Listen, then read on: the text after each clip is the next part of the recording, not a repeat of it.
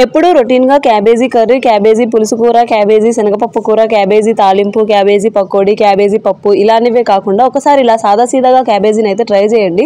సాదాసీదా అంటే ఏం లేదండి, ఎర్రకారము ఎక్కువ మసాలాలు వాడకుండా ఇలా అనమాట. చిన్నపిల్లల నుంచి పెద్దవారి వరకు ఎక్కువ హడావుడి లేకుండా వాళ్ళకైతే కొంచెం పొట్టకి హాయిగా అనిపిస్తుంది. గ్యాస్ట్రిక్ సమస్యలు ఉంటాయి కదా పెద్దవాళ్ళకి, అలాంటి వాళ్ళకి చాలా మంచి రెసిపీ అండి ఇది.